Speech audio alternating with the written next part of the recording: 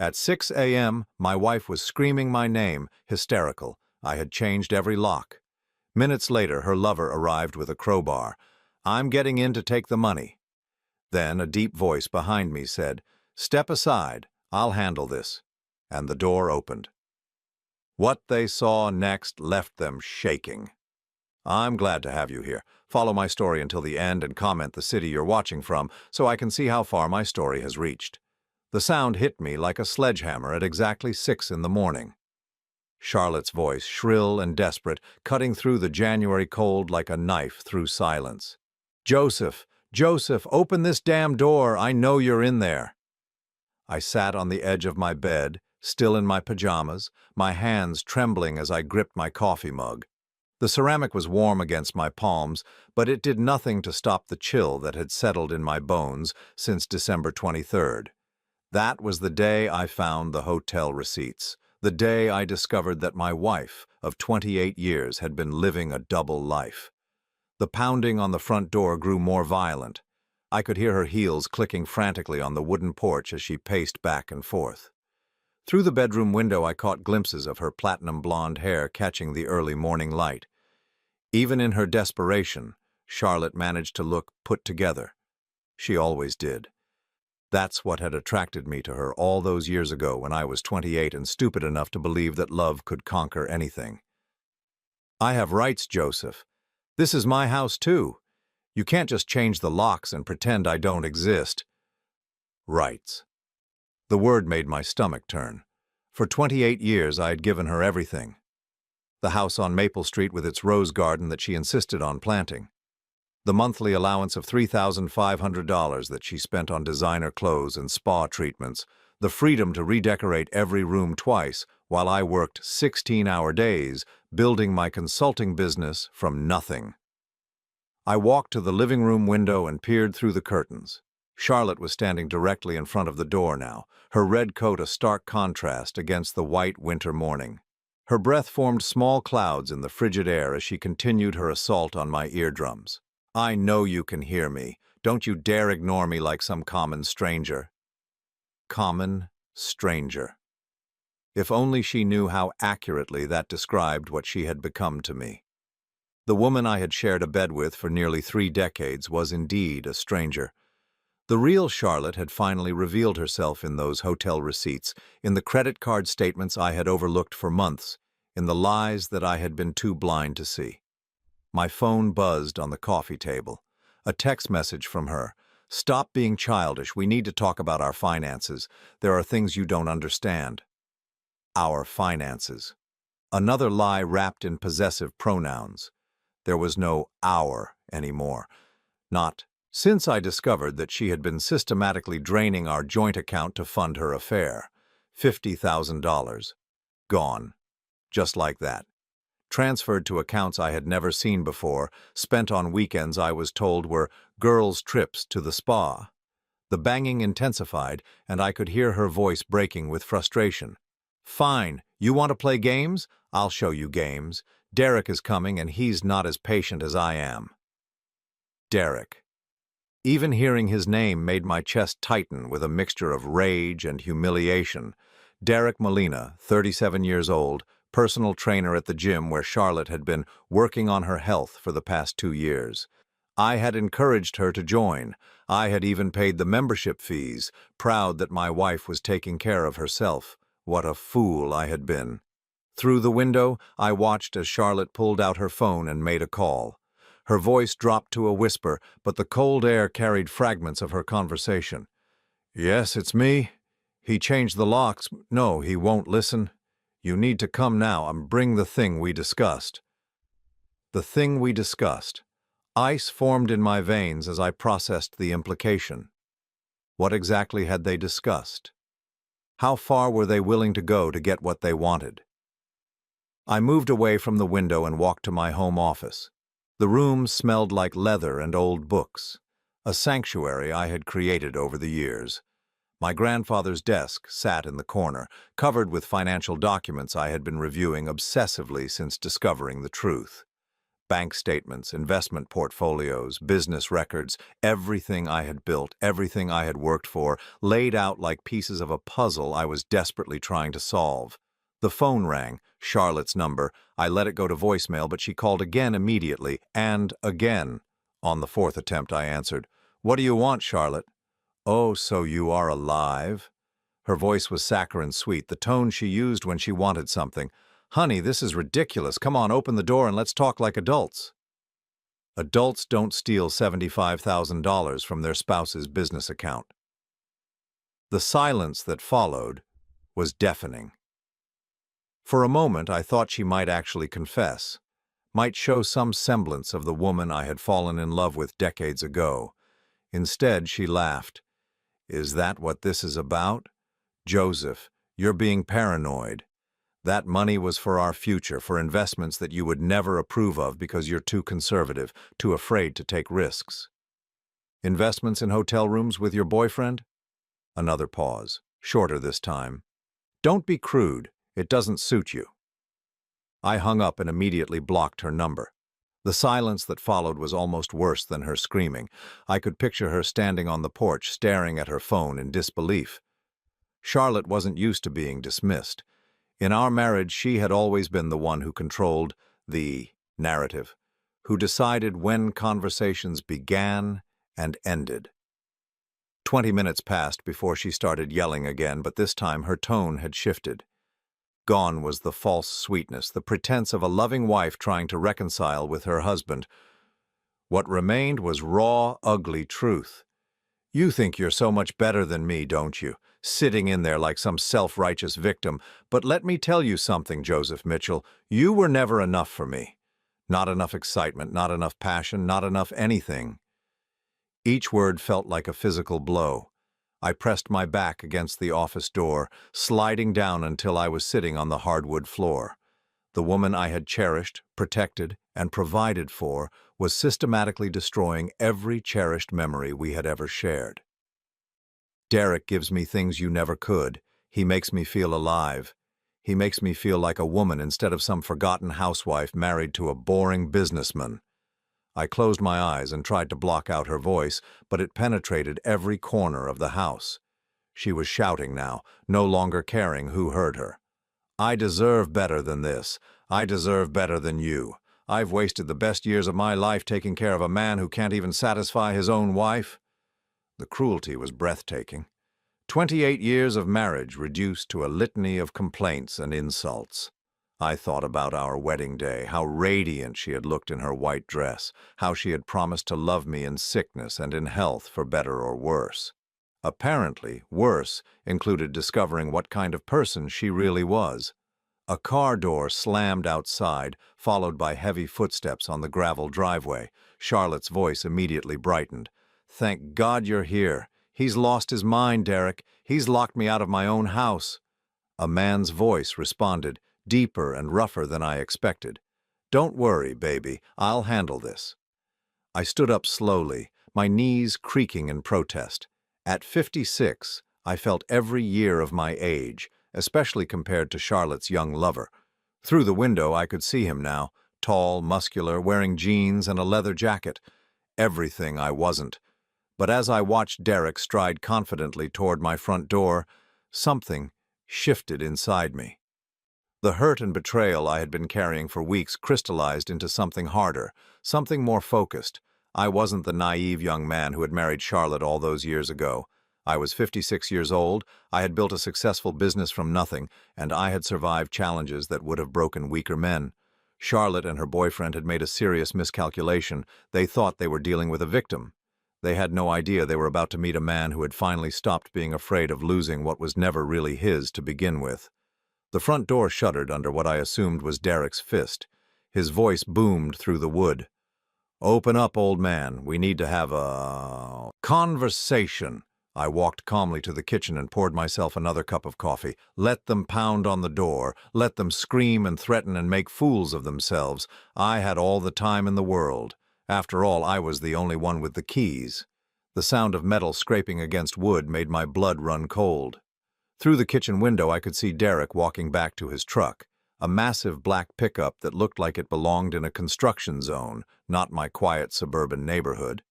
When he returned, he was carrying something that made my stomach drop: a crowbar. "Joseph, this is your last chance." Charlotte's voice had taken on a hysterical edge. "Derek doesn't like to be kept waiting." I set my coffee cup down with deliberate calm and walked to the front hallway. The morning sunlight streaming through the stained glass panels cast colorful shadows on the hardwood floor, the same floor where Charlotte and I had danced on our 10th anniversary. The memory felt like it belonged to someone else's life. Derek's voice cut through the door like a blade. "Listen up, old man. I don't know what kind of game you think you're playing, but it ends now. Charlotte has every right to be in this house, and I'm here to make sure she gets what's coming to her." "What's coming to her?" The phrase made my jaw clench. I pressed my ear against the solid oak door, listening to their conversation on the other side. "How long do you think this will take?" Charlotte asked, and I could hear the nervousness creeping into her voice despite her earlier bravado. "Not long," Derek replied. "These old doors aren't built to keep out someone who really wants in. Besides, what's he going to do, call the cops and tell them what? That his wife wants to come home?" They both laughed, and the sound was like nails on a chalkboard. These two people were standing on my property, plotting to break into my home, and they found it amusing. "Just be careful with the door," Charlotte said. "We don't want to damage anything unnecessarily. After all, I'll be living here again soon." Living here again soon. The audacity was staggering. Did she really believe that after everything she had done, after every lie and betrayal, she could simply force her way back into my life? The first strike of the crowbar against the doorframe sent vibrations through my entire body. The sound was violent, destructive, and it transformed something fundamental inside me. This wasn't just an attack on my property. It was an assault on everything I had built, everything I had worked for. "That's it, baby," Charlotte encouraged. "A few more hits and we'll be inside." "This door is stronger than I expected," Derek grunted between strikes. "Your husband might be a boring old fool, but he doesn't cheap out on home security." "Trust me," Charlotte replied with venom in her voice. "Joseph is cheap about everything that matters. You should see how little he spends on me. $3,500 a month. Like I'm supposed to live like some suburban housewife on that kind of allowance. $3,500 a month. For allowance. I almost laughed at the absurdity. That was more than most families made in total income, and she spoke about it like poverty wages. Derek's crowbar struck again, this time with more force. I could see the doorframe starting to splinter near the hinges. "Don't worry about money anymore, sweetheart," Derek said, breathing heavily from his efforts. "Once we get inside and you show me where he keeps his important papers, we'll have access to everything. The house, the business, all of it." "He's probably hidden everything," Charlotte replied, and I could hear her pacing on the porch. "Joseph's paranoid about finances. Always has been.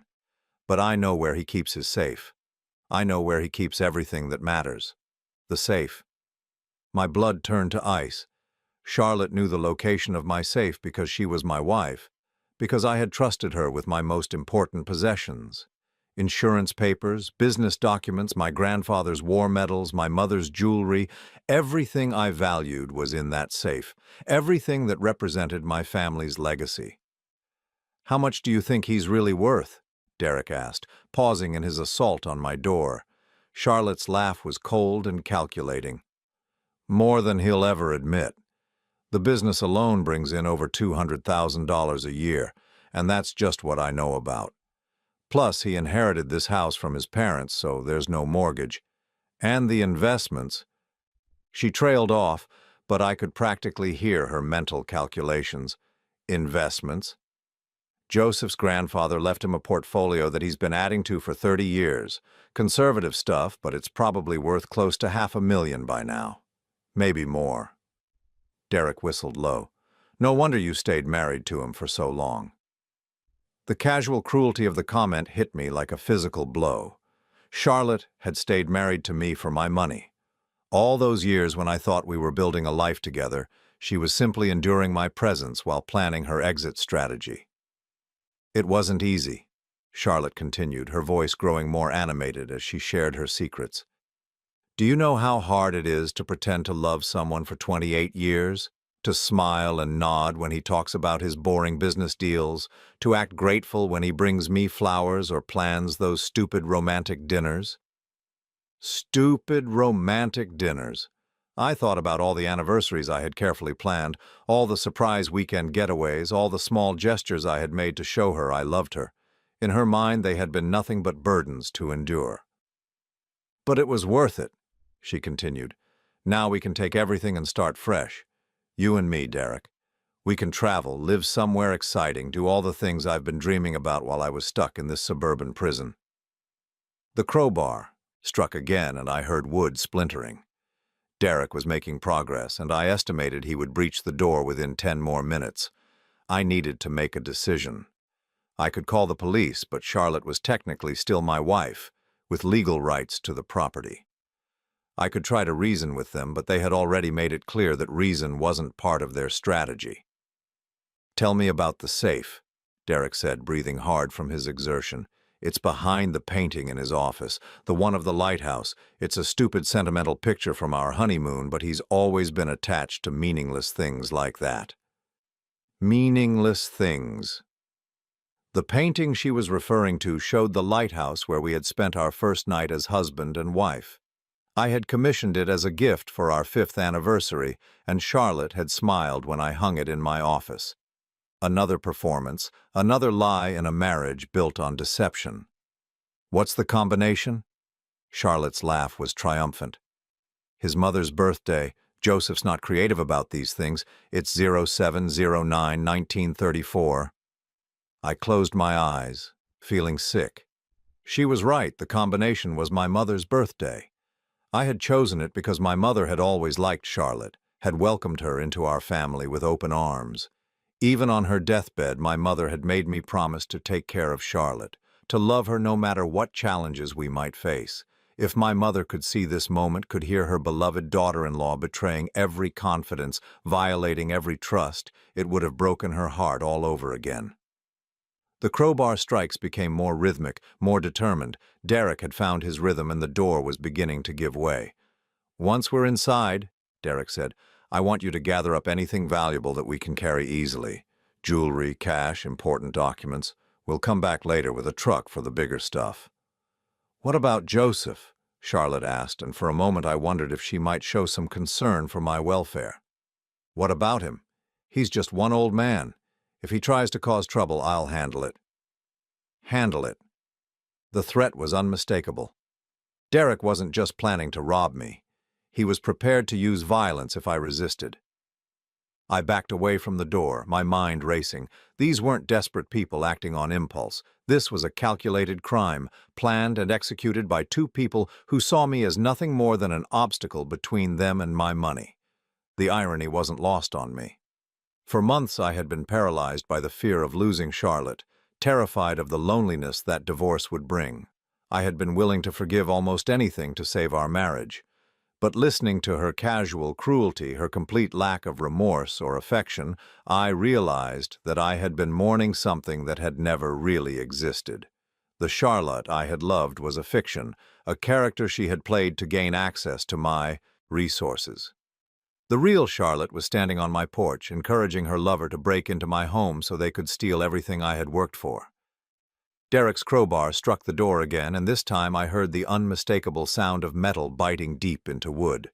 The door frame was failing. In a few more minutes they would be inside my home, taking everything that mattered to me. But as I stood in my hallway, surrounded by 28 years of memories that had all turned out to be lies, I felt something unexpected: relief. The woman I had been trying so desperately to save had just shown me exactly who she really was. And for the first time in months, I knew exactly what I needed to do. I walked to my office and picked up my phone. But instead of calling the police, I dialed a different number, one I hadn't called in far too long. "Marcus," I said when my brother answered, "I need your help." The phone call to Marcus lasted less than 60 seconds. My younger brother had always been a man of few words, especially since his military days. When I told him what was happening, there was a long pause, then simply, "I'm 20 minutes away. Don't open that door until I get there. 20 minutes. I looked at my splintering doorframe and wondered if it would last that long. Derek's crowbar was making steady progress, each strike sending wood chips flying onto my hardwood floor. The sound had become almost rhythmic, like some twisted percussion section announcing the end of my old life. "Almost got it," Derek called out triumphantly. "This old door is tougher than I thought, but nothing I can't handle." Charlotte's voice was breathless with excitement. "I can't wait to get inside. Joseph's probably hiding in there like a scared little mouse. He was always such a coward when confronted with real conflict." A coward. After 28 years of marriage, that's how she saw me. Not as a man who had worked himself to exhaustion, building a business that supported her lifestyle. Not as a husband who had prioritized her happiness above his own countless times. Just a coward. Maybe she was right. Maybe I had been a coward for staying silent when she criticized everything I did. Maybe I had been a coward for pretending not to notice when she started coming home at midnight smelling like another man's cologne. Maybe I'd been a coward for hoping our marriage could be saved even after discovering her betrayal. But I wasn't feeling like a coward anymore. I walked to my office and opened the safe behind the lighthouse painting, the same safe Charlotte had just described in detail to her lover. Inside, along with all my important documents, was something I hadn't touched in 15 years.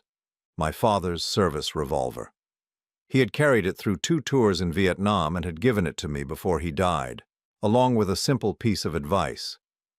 "Some battles you can walk away from, son. Others you have to win." I checked the cylinder. Still loaded, just as I had left it. My father had taught me to always keep it ready, just in case. I had never imagined that "just in case" would involve my own wife and her lover attempting to rob me in broad daylight. The crowbar struck again, and this time I heard the distinctive sound of metal hitting metal. Derek had reached the deadbolt. It wouldn't be long now. "I think I've got it," he shouted. "Few more hits and we're in." I slipped the revolver into the waistband of my pants, covering it with my shirt. I wasn't planning to use it. I wasn't that kind of man. But having it there gave me a sense of control I hadn't felt in months. The minutes crawled by like hours. I found myself pacing between the kitchen and the living room, checking the time obsessively.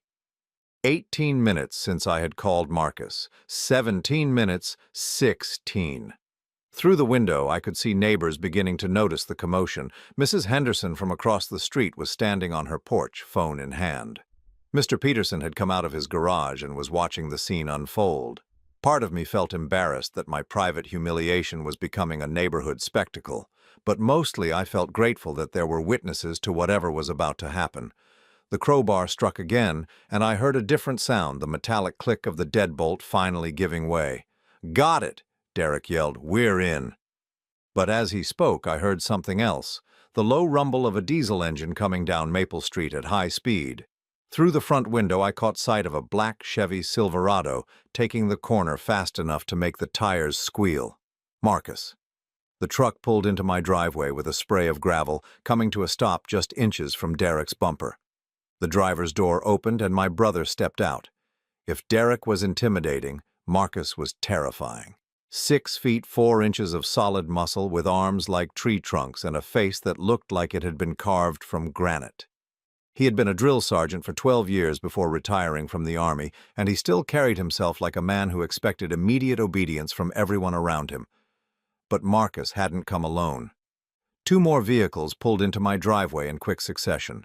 The first was a silver BMW driven by a man in an expensive suit who could only be a lawyer. The second was a nondescript sedan that disgorged a woman with a camera and a man carrying what looked like recording equipment. Charlotte and Derek stood frozen on my porch, Derek still holding his crowbar, both of them staring at the small army that had just assembled in my front yard. Marcus walked slowly toward the house, his boots crunching on the gravel. When he spoke, his voice carried the kind of authority that made grown men snap to attention. Derek Molina, age 37, currently employed at Gold's Gym on Riverside Drive. Marcus read from a small notebook as he walked. Divorced from Linda Molina in 2000 and 21 due to infidelity. Currently 3 months behind on child support payments totaling $2,400. Has outstanding warrants for unpaid traffic violations in 2 counties. Derek's face went white. Who the hell are you? Charlotte Elaine Mitchell, née Williams, Marcus continued, ignoring Derek's question. Born April 15, 1972, currently unemployed but receiving monthly stipend of $3,500 from spouse. Has been systematically transferring money from joint accounts to personal accounts since October of 2022. Total amount diverted, $75,837. Charlotte's mouth opened and closed like a fish gasping for air. Who gave you that information? I walked to the front door, my hand resting on the revolver in my waistband. Through the damaged wood, I could hear everything clearly. Marcus smiled, but it wasn't a friendly expression. My name is Marcus Mitchell, and I'm a licensed private investigator. This is Robert Thompson from Thompson & Associates, and these are Jennifer and Paul from Diamond Investigations. We've been documenting your activities for the past 6 weeks. 6 weeks? I felt a surge of gratitude toward my brother, so powerful it almost knocked me over.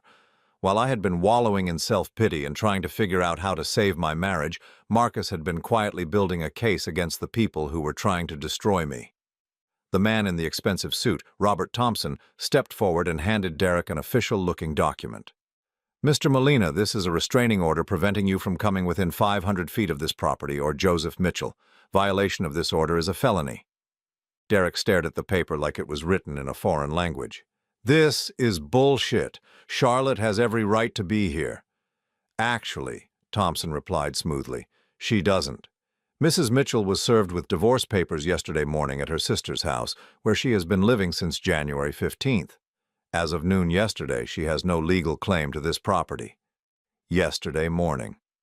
While I had been sitting in my house feeling sorry for myself, my legal team had been taking action. I hadn't even known I had a legal team. Charlotte found her voice, though it was higher and shriller than usual. Joseph, come out here and tell them this is all a mistake. I took a deep breath and opened what was left of my front door.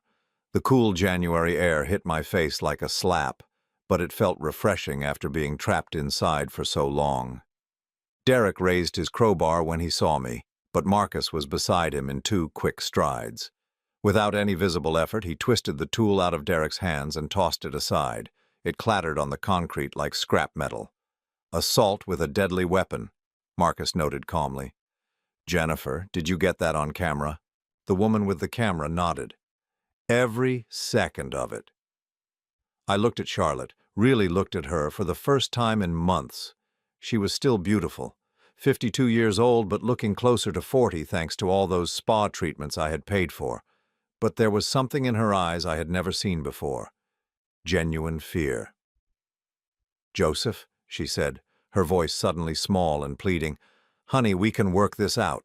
We don't need lawyers and investigators. This is between us.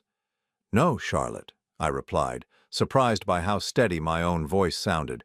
This stopped being between us the moment you decided to steal my money and break into my house. Thompson stepped forward with another set of documents.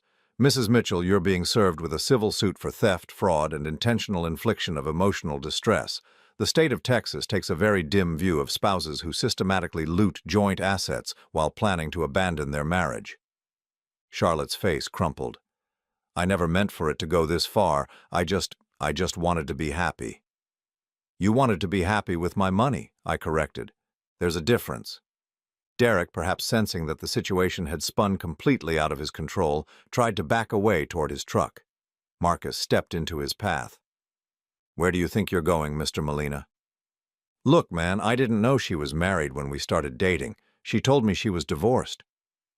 The lie was so blatant, so easily disproven that even Charlotte looked shocked. Derek, that's not true. I told you everything about my situation. Did you? Derek's voice turned nasty. Did you tell me about the private investigators? Did you tell me about the restraining orders? Because if you had, I sure as hell wouldn't be standing here with my ass hanging in the wind. And just like that, the partnership between Charlotte and Derek began to crumble. Under pressure, their mutual loyalty evaporated like morning dew. Marcus pulled out his phone and dialed a number. This is Mitchell. We need a patrol unit at 62 Maple Street for attempted burglary and assault with a deadly weapon.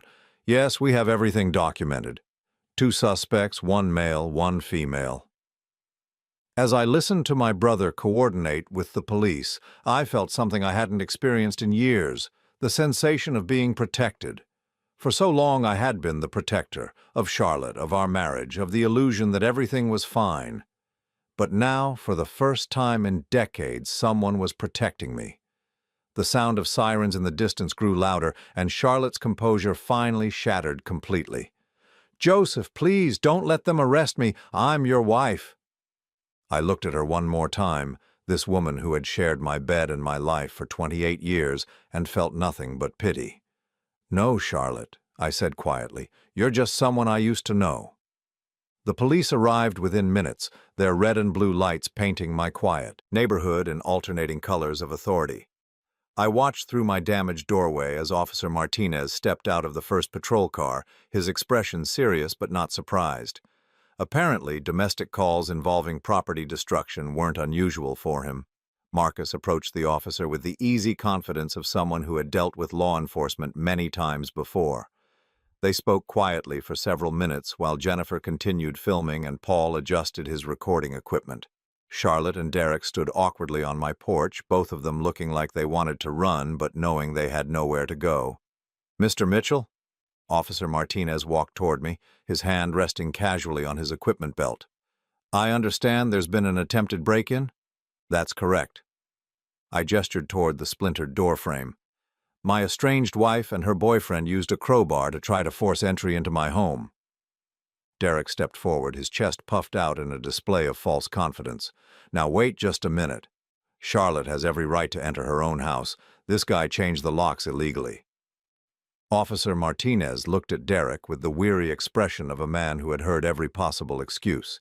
"And you are?" "Derek Molina? I'm Charlotte's friend." "Her friend." Martinez made a note in his pad. "And what's your role in this property dispute between husband and wife?" "I'm here to protect her rights," Derek replied, though his voice had lost some of its earlier bravado. Thompson stepped forward with his briefcase. "Officer Martinez, I'm Robert Thompson, Mr. Mitchell's attorney. I have documentation that might clarify the legal situation here." As Thompson spread papers across the hood of the patrol car, Marcus approached me with his own folder, a thick manila envelope that looked ominous in the morning light. "Joseph," he said quietly, "there are things you need to see, things I discovered during my investigation that go beyond just the money." I felt my stomach tighten. "What kind of things?" Instead of answering, Marcus opened the folder and handed me a stack of photographs. The first few showed Charlotte and Derek at various restaurants and hotels, clearly intimate and clearly not trying to hide their relationship. But as I continued through the stack, the images became more disturbing. Charlotte at a bank speaking with a loan officer, Charlotte at a real estate office looking at property listings, Charlotte at a lawyer's office that definitely wasn't Thompson's firm. "She wasn't just stealing money," Marcus explained. "She was planning to disappear with it." He handed me another document, a rental agreement for a house in Cancun, Mexico. The lease was for 1 year, starting February 1st, just 2 weeks away. The monthly rent was $4,000, and the document was signed by both Charlotte and Derek. "They were going to take your money and leave the country," Marcus continued. "Derek has family in Mexico. They could have disappeared for years before anyone found them." I stared at the rental agreement, my hands shaking. Not only had Charlotte been betraying me emotionally and financially, she had been planning to vanish from my life completely, taking everything I owned and leaving me with nothing. Officer Martinez finished reviewing Thompson's documents and walked back toward us, his expression grim. "Mrs. Mitchell, you need to understand that changing locks on marital property is not illegal when divorce proceedings have been initiated. You have no legal right to force entry into this home." Charlotte's face flushed red. "Divorce proceedings? Joseph, what is he talking about?" Thompson opened his briefcase and pulled out yet another set of papers. "Mrs. Mitchell, You were served with divorce papers yesterday morning. According to my records, you signed for the certified mail at 9:43 a.m. I never opened that envelope, Charlotte protested. I thought it was junk mail. Ignorance of legal documents doesn't negate their validity, Thompson replied smoothly. As of yesterday, you have no claim to this property. Your attempted entry this morning constitutes breaking and entering. Derek, who had been growing more agitated by the minute, suddenly exploded. This is all bullshit. Charlotte told me her husband was some weak old man who wouldn't fight back. She said we could take whatever we wanted. The admission hung in the air like a toxic cloud. Even Charlotte looked stunned by Derek's casual betrayal of their conspiracy. Marcus smiled grimly and gestured toward Jennifer, who was still filming everything. Thank you for that confession, Mr. Molina. That should make the prosecutor's job much easier. Derek's face went white as he realized what he had just done. I want a lawyer. That's your right, Officer Martinez replied, but first we need to discuss the charges you're facing. As Martinez began explaining Derek's legal situation, Marcus pulled me aside again. Joseph, there's more. Things that are going to be hard to hear. He handed me another photograph. This one showed Charlotte at what appeared to be a medical clinic, holding hands with a woman I didn't recognize. Her sister? I asked. No. Marcus's voice was gentle but firm. That's Dr. Sarah Hendricks. She's a psychiatrist who specializes in what they call divorce strategy counseling. I frowned. What's that supposed to mean? It means Charlotte has been planning this divorce for over a year, Marcus explained. Dr. Hendricks helps women maximize their settlements by documenting emotional abuse, financial manipulation, and psychological trauma. Charlotte was building a case to take everything you own. The world seemed to tilt sideways. Emotional abuse, financial manipulation. I gave her everything she wanted. That's not how she was going to present it in court, Marcus continued. According to Dr. Hendricks's notes, which I'd obtained through a private investigator's sources, Charlotte was claiming that you were controlling, emotionally distant, and financially abusive. She was going to argue that her affair was a result of your neglect and that she deserved significant compensation for years of psychological damage. I felt sick. While I had been agonizing over how to save our marriage, Charlotte had been systematically building a case to destroy me. Every conversation, every argument, every moment of tension had been potential ammunition for her legal assault. There's more, Marcus said, handing me another document. She took out a life insurance policy on you 6 months ago, $500,000 with herself as the sole beneficiary. The implications hit me like a physical blow. She was planning. I don't know what she was planning, Marcus interrupted. But the timing is suspicious. Most people don't increase their spouse's life insurance while planning a divorce unless they have a specific reason. I looked across the yard at Charlotte, who was now crying openly as Officer Martinez explained her legal situation.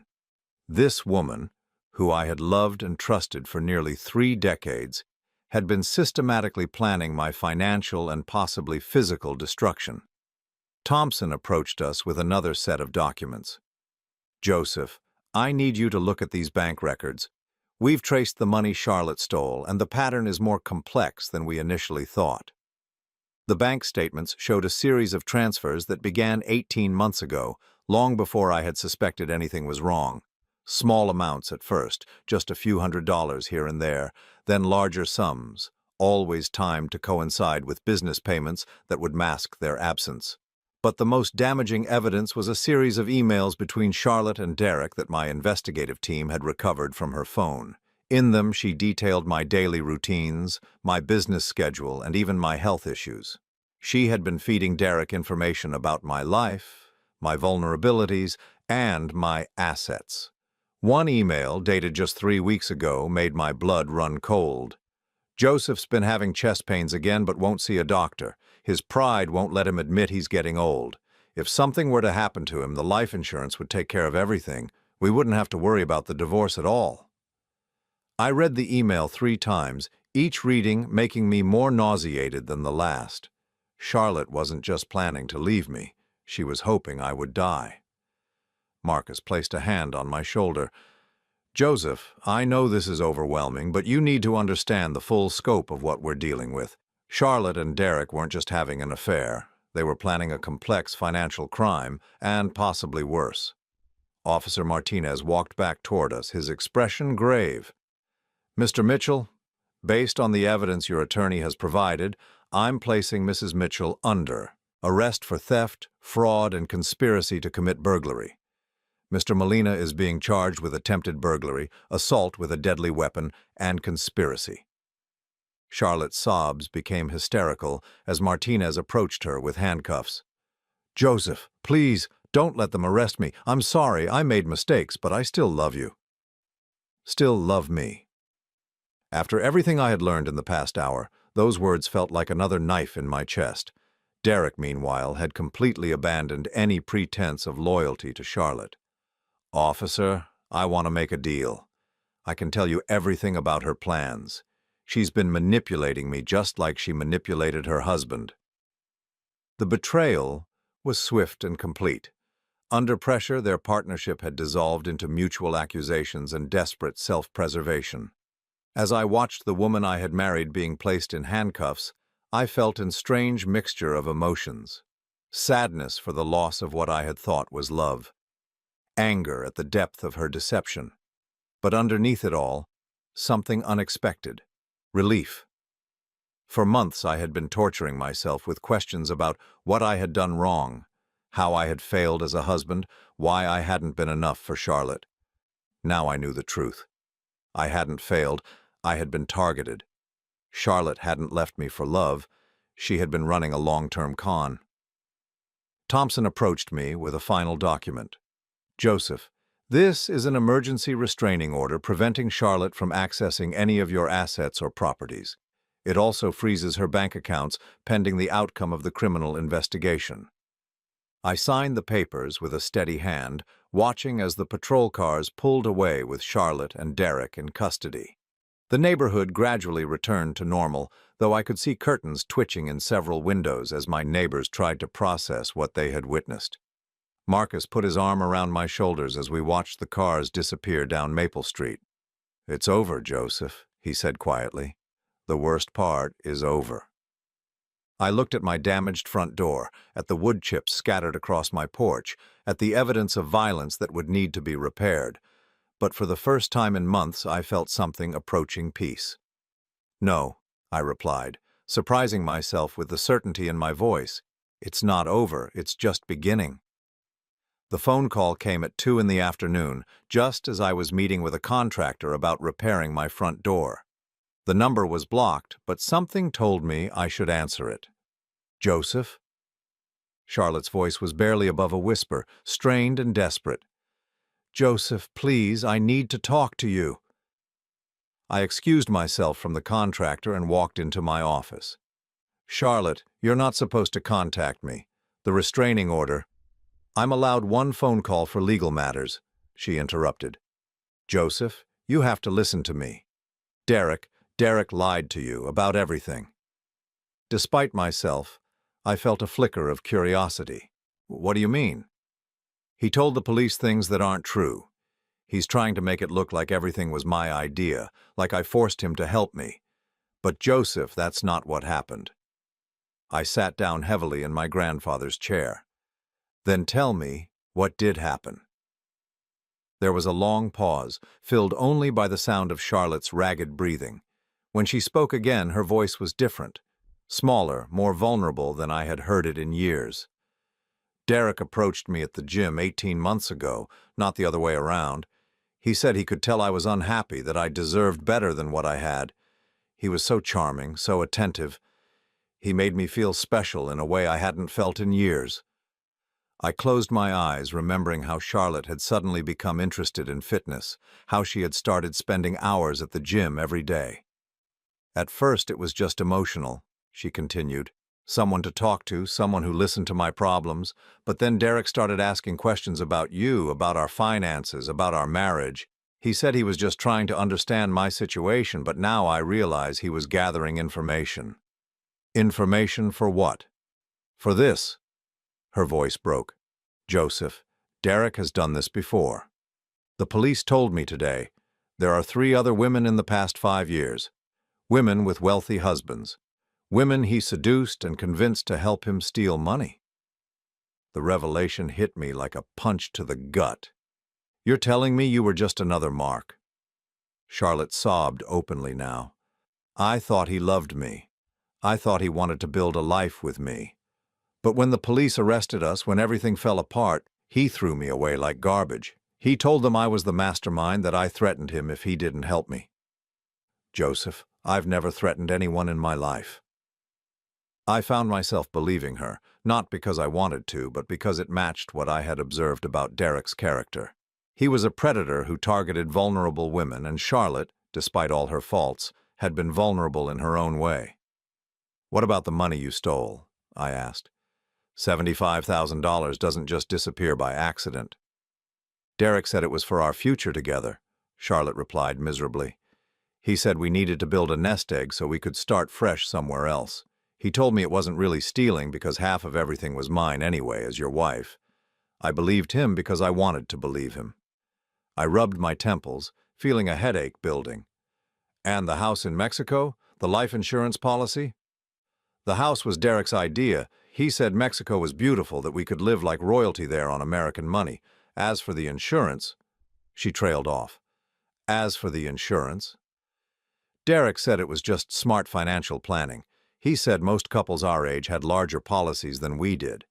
I never thought about what it meant until today when my lawyer explained what the police think we were planning. The implications were clear. Derek hadn't just been planning to steal my money, he had been planning to collect on my life insurance policy. Charlotte may have been his accomplice, but she had also been his unwitting tool.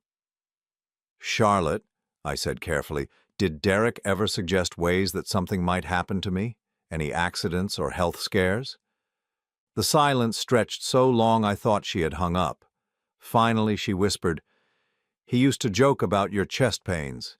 He said stress was a killer for men your age, that I should stop nagging you about things because the pressure might give you a heart attack. He said it like he was being protective. But now we both understood what Derek had really been suggesting. Joseph, I know I've made terrible mistakes. I know I've hurt you in ways that can never be forgiven. But I need you to know that I never wanted you to be hurt physically. Whatever Derek was planning, I was too blind to see it." I believed her, though it didn't change anything between us. Charlotte had been foolish, selfish, and cruel, but she hadn't been a would-be murderer. Derek, on the other hand, was something much more dangerous. "What do you want from me, Charlotte?" "I want to make this right," she said urgently. "I want to testify against Derek to tell the police everything I know about his operation, but my lawyer says I'll need cooperation from you to make a deal with the prosecutor." "What kind of cooperation?" "A statement saying that you believe I was manipulated, that Derek was the real mastermind. In exchange, I'll plead guilty to the theft charges and agree to pay back every penny I took, plus interest." I considered her offer. Part of me wanted to see Charlotte punished to the full extent of the law for what she had done to our marriage and my trust.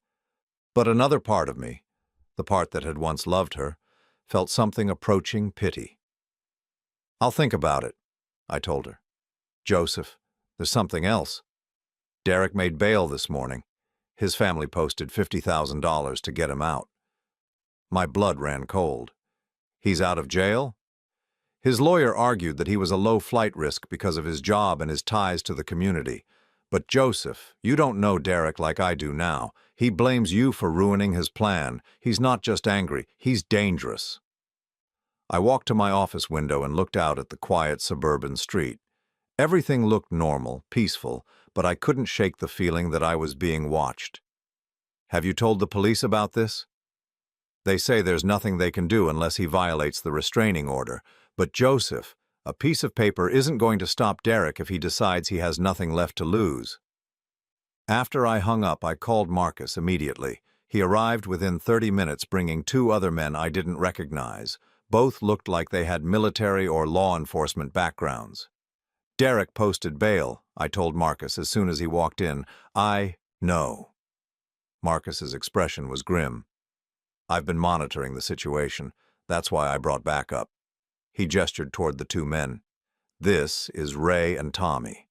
They work for my security company. They're going to be staying here until Derek is back in custody. You think Charlotte was right about him being dangerous? Marcus nodded.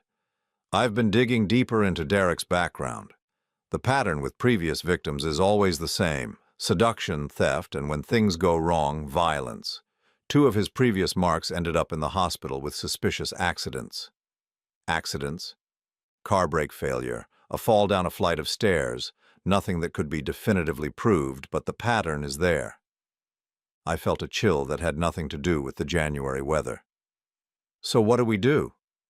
We wait, Marcus replied, and we stay alert. Derek thinks he's smart, but he's also desperate now. Desperate men make mistakes. The call came at 11 that night. I was in my living room trying to read, but mostly just listening to every sound the old house made when my phone buzzed. The number was Derek's. You ruined everything. His voice was slurred with alcohol and rage. I had it all planned out, everything was perfect, and you had to go and play detective. Derek, you need to hang up, I said calmly, though my heart was pounding. You're violating the restraining order. Fuck the restraining order, he screamed. You think some piece of paper is going to protect you? You think your brother and his soldier boys are going to be there every minute of every day?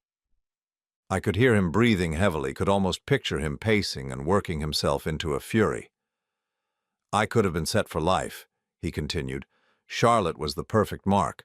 Rich husband, unhappy marriage, desperate for attention. All I had to do was wait for you to have your little heart attack and boom, $500,000, no questions asked.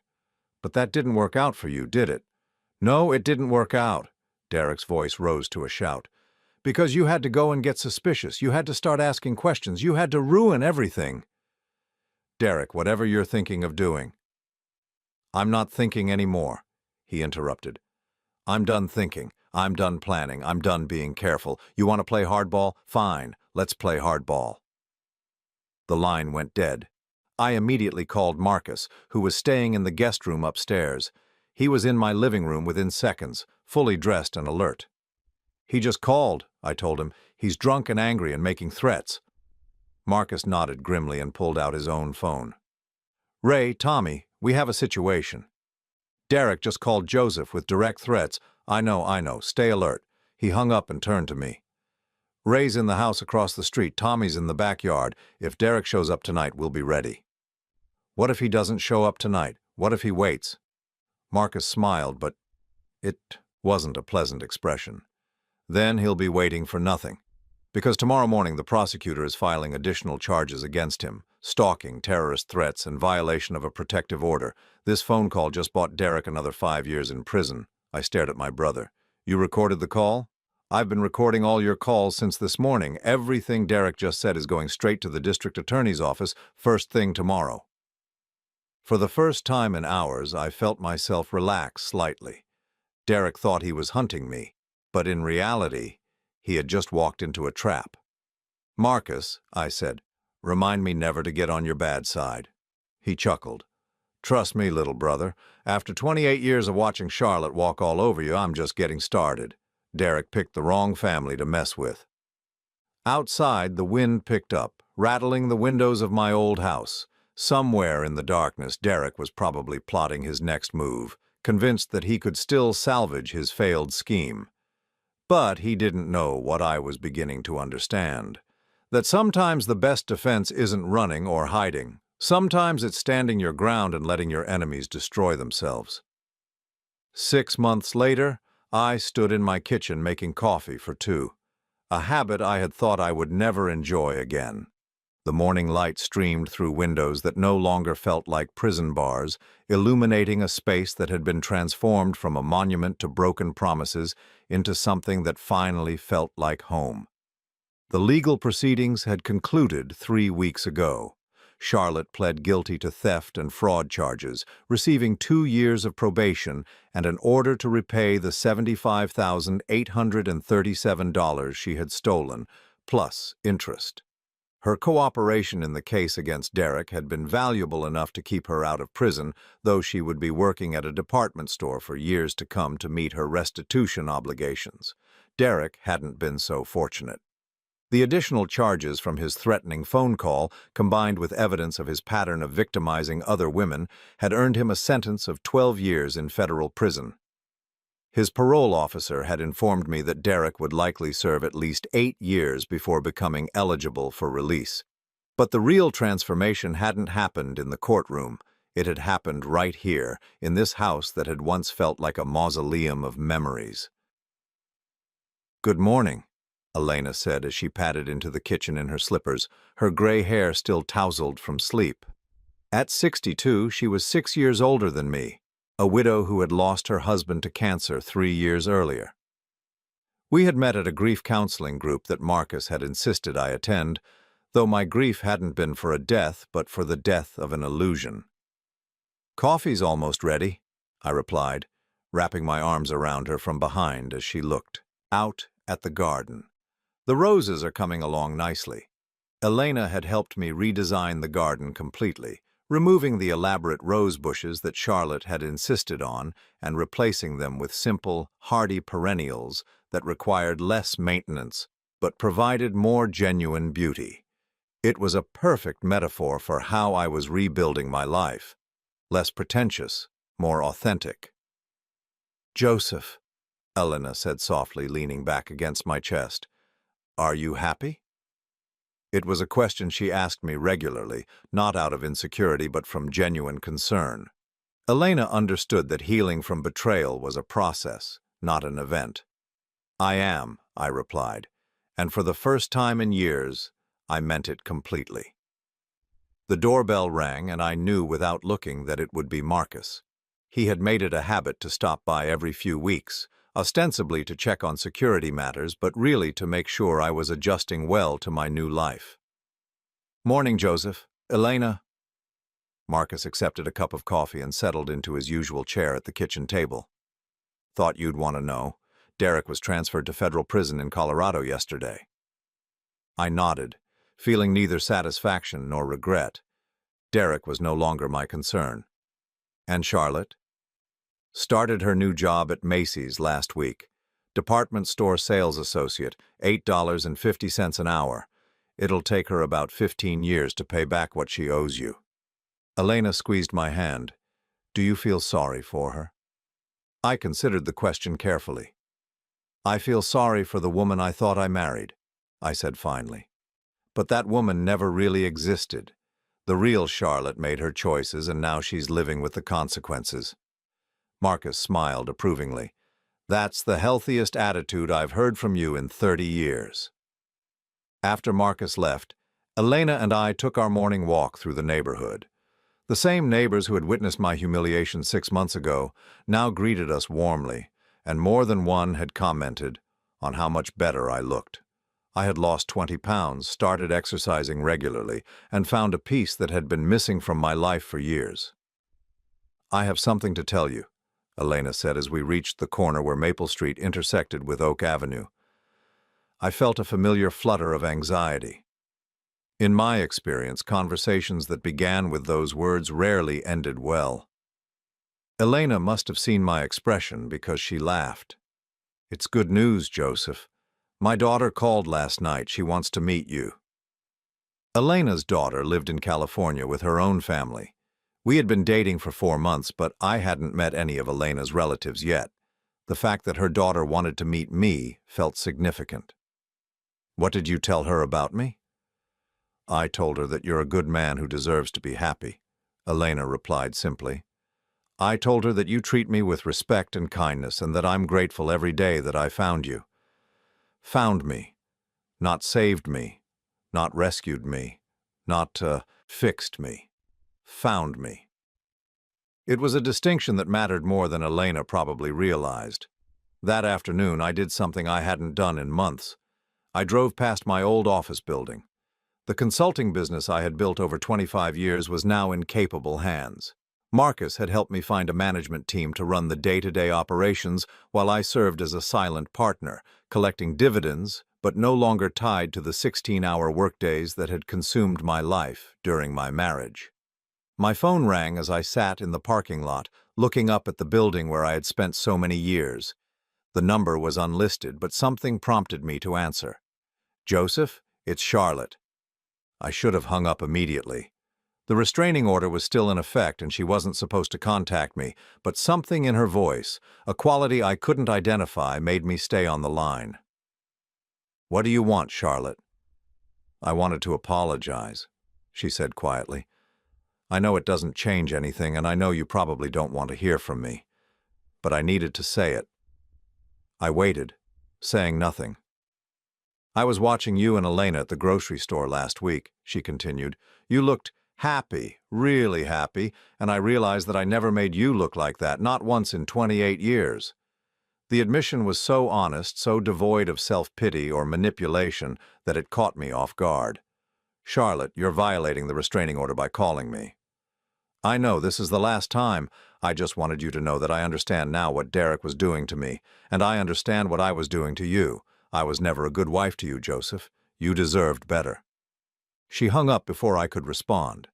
I sat in my car for a long time, processing the conversation. For months I had fantasized about Charlotte calling to apologize, to admit her mistakes, to beg for forgiveness. Now that it had actually happened, I felt nothing but a kind of distant sadness, not for what we had lost, but for what we had never really had to begin with. That evening, Elena and I cooked dinner together, something Charlotte had never enjoyed doing. We talked about Elena's plans to visit her daughter, about a trip we were considering to Italy, about small, everyday things that somehow felt profound in their simplicity. "I got divorce papers in the mail today," I told her as we cleaned up after dinner. Elena nodded. "How do you feel about it?" "Free," I replied without hesitation. Later that night, as Elena slept beside me in what had once been the bed I shared with Charlotte, I found myself thinking about the journey that had brought me to this moment. 6 months ago, I had been a broken man, devastated by betrayal and convinced that my life was over. I had been ready to forgive almost anything to avoid being alone. But solitude, I had learned, was not the same thing as loneliness. In the months between Charlotte's arrest and meeting Elena, I had rediscovered parts of myself that had been buried for years. I had remembered what it felt like to make decisions based on my own preferences rather than someone else's demands. I had learned the difference between being needed and being used. Most importantly, I had learned that love, real love, wasn't about desperation or dependency. It was about two whole people choosing to build something together, not one person completing the other. My phone buzzed with a text message from Marcus. "Saw the news about your divorce being finalized. Congratulations, brother. Mom and Dad would be proud of who you've become." I smiled and turned off the phone. Outside, a gentle rain began to fall, the kind of soft spring rain that made everything green and new again. For the first time in decades, I fell asleep not worrying about tomorrow, not planning how to fix someone else's problems, not walking on eggshells to avoid conflict. I fell asleep simply content to be exactly who I was, exactly where I was, with someone who loved me, not for what I could provide, but for who I had chosen to become. The old Joseph, the one who had been willing to sacrifice his dignity for the illusion of love, was gone. The man who had emerged from that betrayal was stronger, wiser, and finally, genuinely happy. 6 months later, Elena and I were married in a small ceremony in my backyard, surrounded by the perennial garden we had planted together. Marcus walked Elena down the aisle, and her daughter served as matron of honor. It was simple, honest, and perfect. As we exchanged vows under the same oak tree where Charlotte had once planned elaborate parties that were really performances, I felt a profound sense of completion. Not because I had found someone to complete me, but because I had finally learned to complete myself. The house on Maple Street still stood, but it was no longer a museum of broken dreams. It was a home where two people who had survived their own storms had chosen to weather whatever came next together. And for the first time in my 56 years, that was more than enough. It was everything.